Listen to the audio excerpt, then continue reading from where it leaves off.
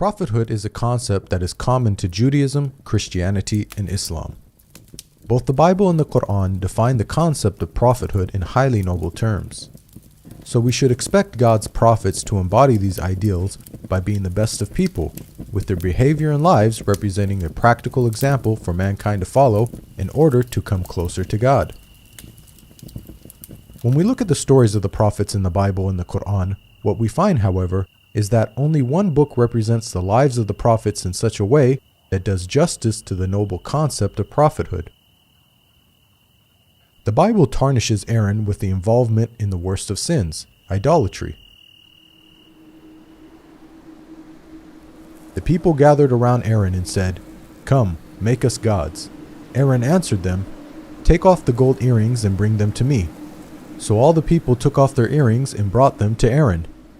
He took what they handed him and made it into an idol cast in the shape of a calf. Monotheism, worshipping only one God, was the very essence of the message that God tasked Moses and Aaron to impart on the Israelites. So from this point of view, a prophet of God failed in the most basic of duties. The Bible goes on to tell us that God punished the Israelites who worshipped the calf idol with a plague. And the Lord struck the people with a plague because of what they did with the calf Aaron had made. Aaron, however, was spared any such punishment, even though it is said that he was the individual that made the idol. Shouldn't prophets be more accountable than common people due to the greater knowledge that they possess and their higher positions of responsibility? By comparison, in the story that the Qur'an narrates, Aaron is free of the major sin of idolatry. It was in fact an individual called Samari who made the idol. In the Qur'an, it says that Aaron even orders the Israelites not to worship the golden calf. Aaron did say to them, "My people, this calf is a test for you. Your Lord is the Lord of mercy, so follow me and obey my orders." We can see that the Qur'anic account not only presents Aaron in a manner that is befitting of a great prophet of God, but it also does not contain any of the inconsistencies present in the biblical narrative. Prophet David and the accusation of adultery. The Bible relates a story about David in which he is accused of committing some very serious sins. From the roof he saw a woman bathing. The woman was very beautiful, and David sent someone to find out about her. Bathsheba, came to him, and he slept with her. Then she went back home. The woman conceived and sent word to David saying, "I am pregnant." Bathsheba was married, and so when David found out she was pregnant with his child, instead of taking responsibility and publicly confessing his sins, he instead compounds his sins by having her husband killed. Perhaps even more strangely, God allegedly struck the child that was born from the adulterous relationship with a lethal illness. But because by doing this you have shown utter contempt for the Lord, the son born to you will die. This contradicts a basic principle of justice laid out in the Bible. Parents are not to be put to death for their children, nor children put to death for their parents. Each will die for their own sin. So according to Old Testament law, it was David and Bathsheba that both deserved death for their sins, not their innocent child. Such stories don't just reflect badly on David, they also portray God as being unjust. The Qur'an relates a similar story about David. However, unlike the Bible, he does not commit the sins of adultery and murder. Rather, he makes a mistake when judging a dispute between two parties and immediately repents. Then David realized that we had been testing him, so he asked his Lord for forgiveness, fell down on his knees, and repented. We forgave him, i.e., for his misdeed. His reward will be nearness to us, a good place to return to. The Qur'an not only rejects the accusation of adultery and murder, but it also portrays David in a noble light as someone who takes responsibility and seeks God's forgiveness for the smallest of mistakes. Prophet Noah and the accusation of drunkenness. The Bible tells us that after the great flood, one of the first things Noah did was to plant a vineyard and fall into a state of naked drunkenness. Noah, a man of the soil, proceeded to plant a vineyard. When he drank some of its wine, he became drunk, and they uncovered inside his tent. It is difficult to believe that this great prophet, who had the self-discipline to build a giant ark by hand, would then lose all self-control as soon as he sets foot off the ark. The Bible goes on to tell us that Noah cursed his own grandchildren when he found out that his youngest son, Ham, had informed his siblings about Noah's sorry state. When Noah awoke from his wine and found out what his youngest son, Ham, had done, he said, "Cursed be Canaan, the lowest of slaves he will be to his brothers." One can't help questioning Noah's conduct. Even if cursing was justified, wouldn't it make more sense for Noah to curse Ham rather than Ham's son Canaan, who was an innocent party? The Qur'an paints a very different picture of Noah. After the waters subsided, Noah inquires about the well-being of his rebellious son who refused to board the ark. It sailed with them on waves like mountains, and Noah called out to his son, who stayed behind, "Come aboard with us, my son. Do not stay with the disbelievers." The waves cut them off from each other, and he was among the drowned.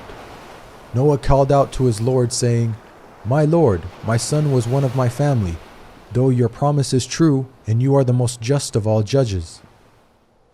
Again, notice the stark contrast with the biblical portrayal. Rather than getting into a naked, drunken state and cursing innocent family members, the Quran tells us that Noah, a great prophet and leader of men, but also a father, turned to God with sadness for his dead son. Job and his many alleged blasphemies. The story of Job in the Bible is one of a prophet being severely tested. The story begins with God highly praising Job for his righteousness. God says to Satan, "Have you considered my servant Job? There is no one on earth like him. He is blameless and upright, a man who fears God and shuns evil."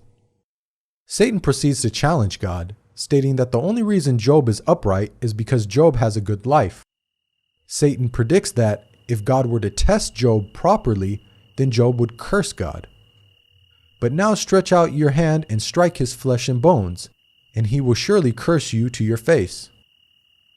God allows Satan to test Job, and once the trials commence, Job fails to remain patient, and even goes so far as to blaspheme against God numerous times.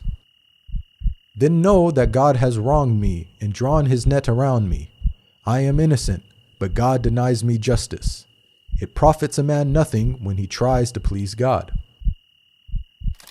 Now, the way the story unfolds is highly problematic. There is the issue of a prophet of God committing blasphemy, one of the worst sins imaginable.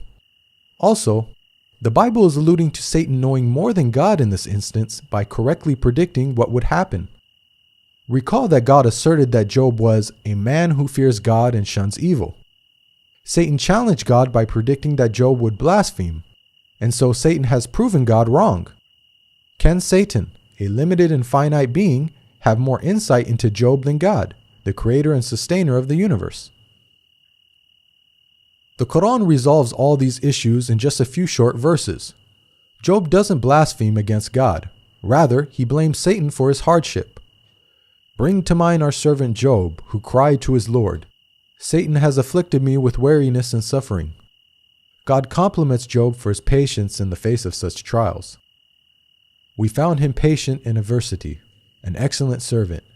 He too always turned to God." Job's righteous conduct in the Quran is exactly what we would expect of a prophet of God.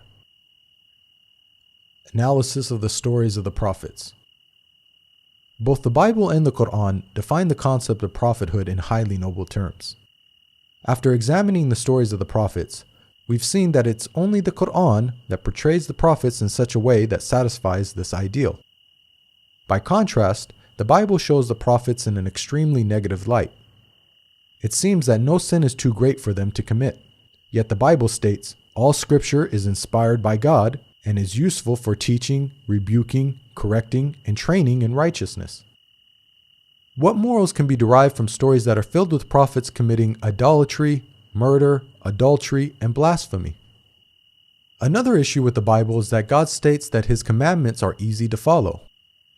Now, what I'm commanding you today is not too difficult for you or beyond your reach.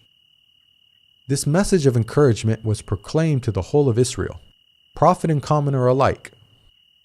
But how can the Israelites have been expected to keep the commandments when the prophets, those who were divinely handpicked and tasked with upholding and teaching the commandments, fail to keep even the most basic of God's laws. Does this not make a mockery of God? One of the names of the Qur'an is Al-Furqan, meaning the criterion between truth and falsehood. So the Qur'an not only confirms the scriptures that came before it, but it also corrects their distortions.